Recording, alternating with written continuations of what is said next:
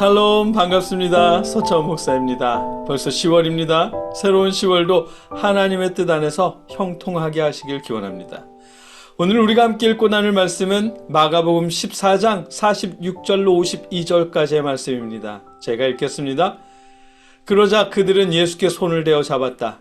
그런데 곁에 서 있던 이들 가운데서 어느 한 사람이 칼을 빼어 대제사장의 종을 내려쳐서 그 귀를 잘라버렸다. 예수께서 그들에게 말씀하셨다. 너희는 강도에게 하듯이 칼과 몽둥이를 들고 나를 잡으러 나왔느냐? 내가 날마다 성전에 너희와 함께 있으면서 가르치고 있었건만 너희는 잡지 않았다. 그러나 이것은 성경 말씀을 이루려는 것이다. 제자들은 모두 예수를 버리고 달아났다. 그런데 어떤 젊은이가 맨몸에 홑 이불을 두르고 예수를 따라가고 있었다. 그들이 그를 잡으려고 하니 그는 홑 이불을 버리고 맨몸으로 달아났다. 아멘. 서로를 향한 입맞춤은 입술과 입술에 하는 입맞춤이든 볼에 하는 입맞춤이든 이런 입맞춤은 애정 표현이잖아요. 그런데 가룟 유다는 이 아름다운 애정 표현을 자기 자신만의 이익을 위해서 사용했습니다. 예수님을 팔아넘기는 신호로 사용했잖아요. 그래서 제사장이 보낸 패거리들이 예수님을 잡았습니다. 이런 거 배신이죠. 배신은 모르고 당하든 알고 당하든 끔찍한 기분일 것입니다. 예수님은 지금 그 끔찍한 배신을 당하신 거고요. 혹시나 예수님은 하나님의 아들이니까 괜찮지 않았을까? 라고 생각하신다면 그건 정말 큰 착각입니다. 예수님은 사람으로 이 땅에 오셨잖아요. 우리가 느끼는 모든 감정, 두려움과 슬픔과 아픔을 예수님도 다 느끼셨습니다. 앞서 겟세마네 동산에서 기도하실 때 내 마음이 근심에 쌓여 죽을 지경이다 라고 말씀하셨잖아요. 예수님도 배신에 아파하시고 십자가 죽음을 두려워하셨고 남겨질 어머니 마리아를 염려하셨습니다. 예수님께도 이 제자의 배신은 큰 아픔이었을 것입니다. 예수님께서 제자의 배신을 이미 알고 계셨더라도 어쩌면 그래서 더 힘들었을지도 모르죠. 지난 3년 동안 배신할 걸 알면서도 사랑하셔야 했잖아요. 이게 얼마나 힘든 일이겠어요. 그리고 마침내 이렇게 배신을 당해 붙잡히게 되셨으니 이렇게 아픈 일을 당하시는 예수님은 그런데 이 일조차 성경을 이루기 위한 일이라고 말씀하십니다. 하나님의 뜻이 이루어지는 것이라고 하십니다. 예수께서 그들에게 말씀하셨다. 너희는 강도에게 하듯이 칼과 몽둥이를 들고 나를 잡으러 나왔느냐? 내가 날마다 성전에 너희와 함께 있으면서 가르치고 있었건만 너희는 잡지 않았다. 그러나 이것은 성경 말씀을 이루려는 것이다. 아멘.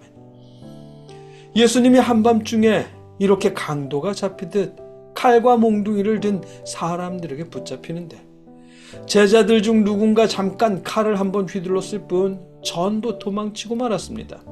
3년 동안 애정을 쏟은 모든 사람들이 예수님을 버리고 도망쳤어요. 예수님은 혼자 남겨주셨고요. 그런데 예수님은 그 또한 성경이 이루어진 것이라고 이미 14장 27절에서 말씀하셨습니다.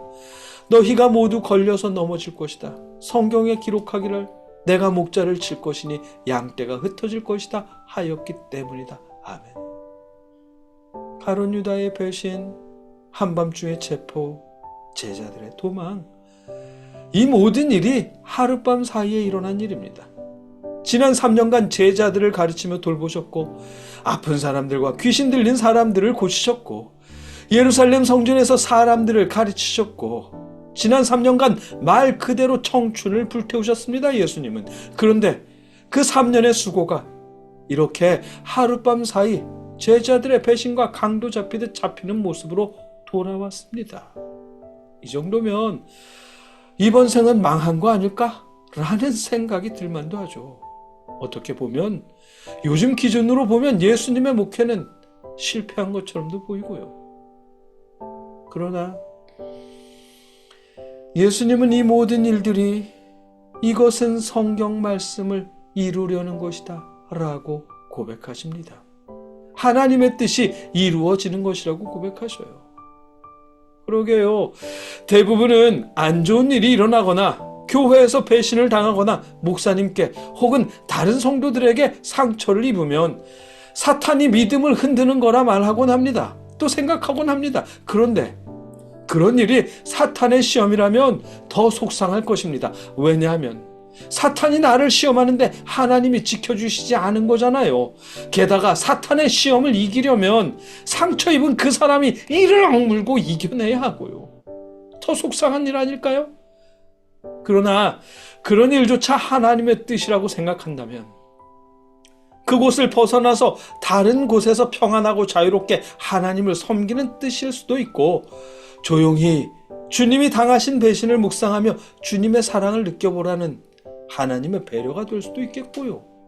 이렇게 하나님의 뜻이라고 여긴다면 이를 악물고 버틸 필요도 없습니다. 하나님께서 다시 회복시켜 주실 테니까요. 저를 비롯해서 하나님을 믿는 많은 사람들은 하나님의 뜻을 말합니다. 묘한 건 자신에게 유익한 일, 좋은 일에서만 하나님의 뜻을 운운하고 불편한 일에서는 대부분 사탄의 계략, 마귀의 시험이라고 말한다는 사실입니다. 그런데 우리 예수님은 지난 3년간의 모든 수고가 배신으로 돌아오는 이 순간에도 성경 말씀을 이루려는 것이다 라고 고백하십니다. 하나님의 뜻이 이루어진다고 말씀하셔요. 이 끔찍한 배신도 하나님께서 회복시키실 것을 믿기 때문이겠죠. 우리는 예수님이 아니지만 우리의 삶에서도 그럴 때가 있지 않을까요? 얼핏 생각하면 좋지 않은 일이지만 그 또한 하나님의 뜻일 때가 있지 않을까 싶습니다. 그럴 때 우리가 하나님의 뜻을 분별하고 그 뜻을 알아차릴 수 있도록 하나님께서 지혜를 주시길 기원합니다. 함께 기도하겠습니다.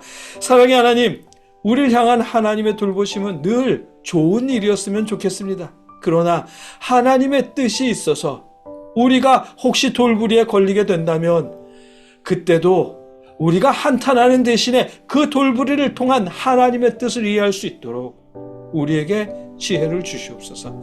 예수님의 이름으로 기도드립니다. 아멘.